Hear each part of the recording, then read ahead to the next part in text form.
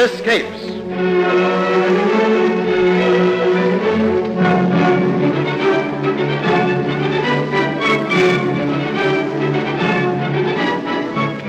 During the infancy of Australian settlement, the brutalities of the penal system encouraged convicts to desert into the bush. The fate that befell most of these runaways was to perish from lack of food or on the spears of the Aborigines. But to many convicts, these fates seemed preferable to remaining in the chain gang. Although Melbourne was not founded until 1835, several attempts were made before that year to plant colonies in Port Phillip. The first of these attempts took place in 1803, when Lieutenant Colonel Collins landed at what is now known as Sorrento with 300 convicts, their military guard, and a handful of free settlers. Good evening, sir. Good evening, Tucky. I observe the Nelson has arrived, sir. Yes, she sailed into the bay this afternoon. I have a reply from Governor King. What does he say? He says we may abandon the colony here and move to Tasmania. That's excellent. This is a hopeless site for a settlement. We mustn't waste any time in leaving. I'll have a pier built so that we can load our stores onto the Nelson. Very good, sir. It'll mean extra work for all hands. The convicts are pretty mutinous as it is. No, that can't be helped. I'll gazette an order that the convicts are to work all day on Saturdays and Sundays. If there's any trouble...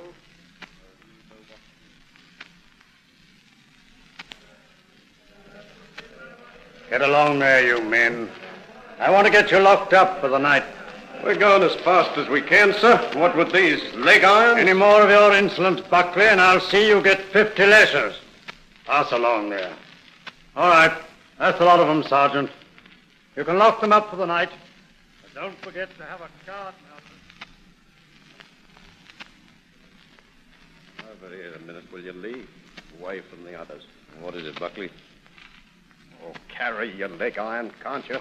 I hear enough of it all day without you clanking it round in here. All right, Buckley, all right. Things is always bad for convicts. But now that they got us working all day Sundays with 50 lashes if you look sideways at the guard... Oh, man, I'd be better off if he was an heathen nigger. I'm glad you feel like that.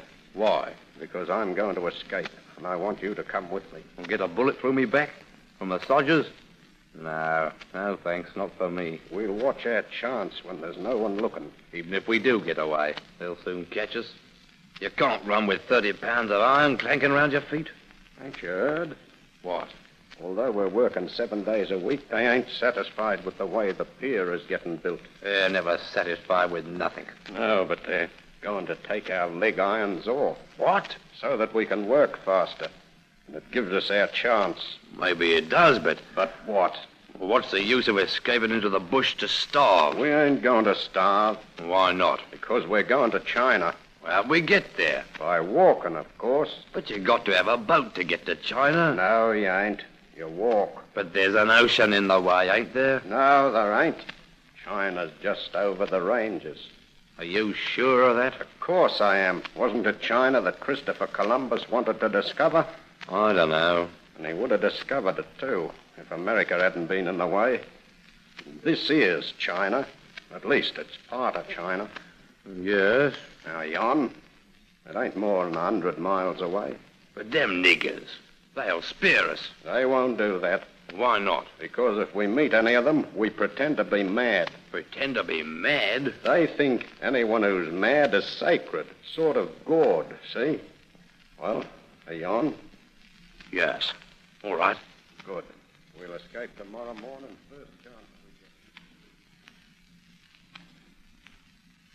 get. You ready, Lou? Yes. Feels great without our leg irons.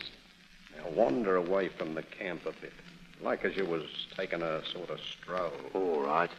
Then make a dash for it when you see me. Hey, sentry! Stop those men! They've horsed him, sir. Fire, then, blast you! Fire! It's no good, sir. They go clean away. No, Tucky? We embark for Tasmania tomorrow. Yes, sir. Everything will be aboard by noon. How many convicts got away in all? 6. Poor devils. Those that don't starve to death will be speared by the blacks. It appears that they believe that China is just over the ranges. Which ranges? Oh, the what is it? The Dandenong Ranges, I think the blacks call them. It was Buckley who spread the rumor. Which was Buckley? He was that giant of a man with a golden beard. Oh, yes, I remember him. An excellent worker. I don't like deserting the poor brutes, even though they are convicts. But I'm afraid we'll have to leave them to their fate in the Dandenong.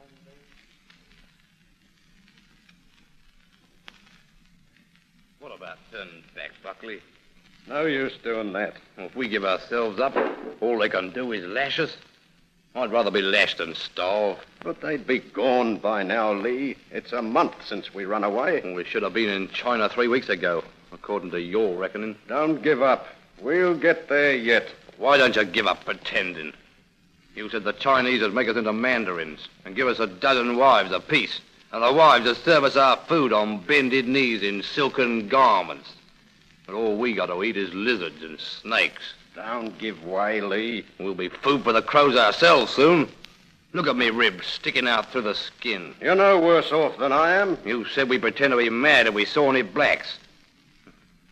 There won't be much need to pretend. Hey, did you see that? What? I saw a head over that rock. A sodger? No, a black. And there's one of them just stepped out from a tree. With his war paint on? We're surrounded, Lee.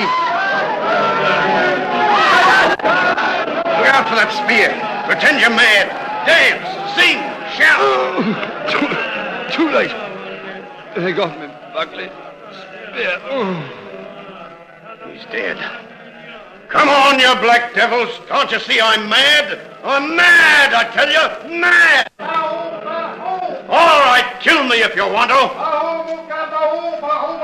If you're not going to kill me, for God's sake, give me food. Food, you ignorant heathen. Food, what goes in here? In mouth. See? Look. Oh, you ignorant black heathen, I believe you're beginning to understand at last. The Aborigines took Buckley, with his white skin and golden beard, for the ghost of Bowen, one of their dead chiefs.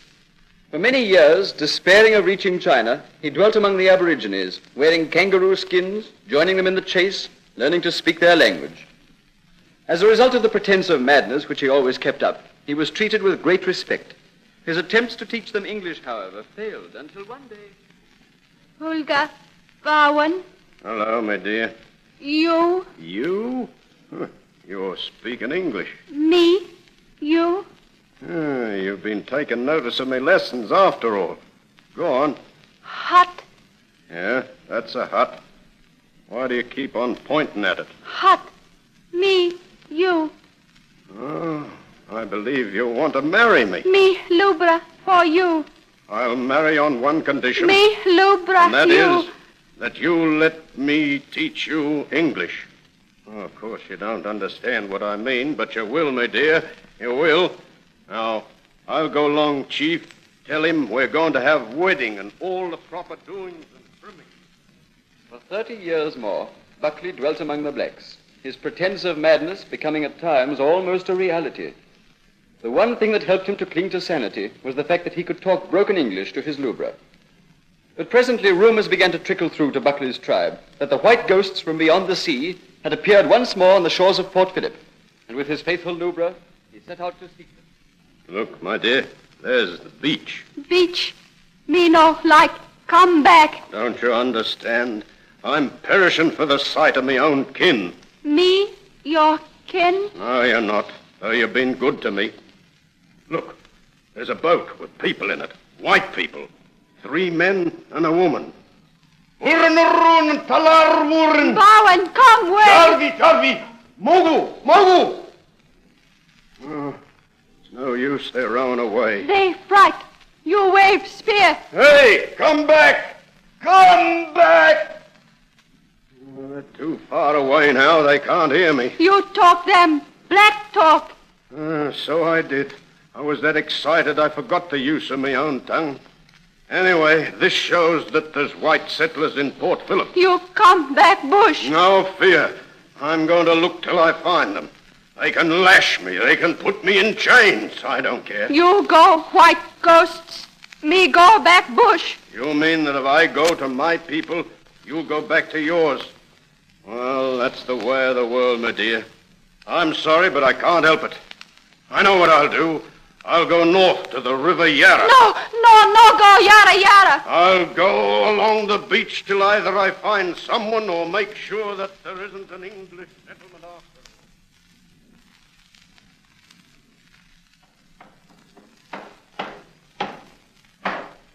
How's the carpentry going, John? I'll have this wall finished in half an hour. Dinner will be ready in 10 minutes. I'll have to wait.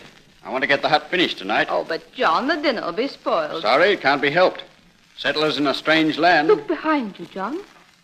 There's a man skulking behind that tree. It's a black. Where's your gun? It's here. Oh, don't shoot the poor creature unless he attacks you. John, I believe he's white. He's as black as a burnt damper. Look at his beard. It's golden. He's just sunburned. I believe you're right.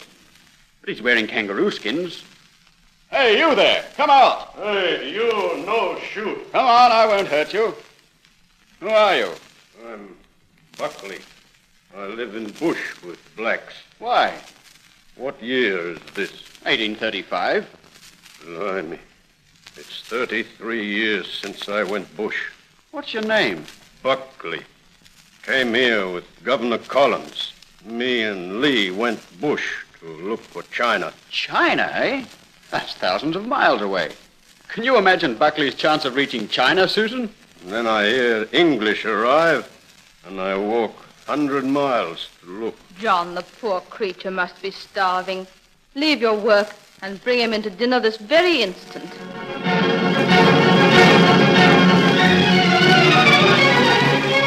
In a few weeks' time, this man who had doubly escaped, first from the chain gang and then from the wilderness, fully recovered the use of his native tongue. He was granted a free pardon, and though he thereafter more or less lived the normal life of the white man, was of great use to the settlers as an intermediary with the blacks.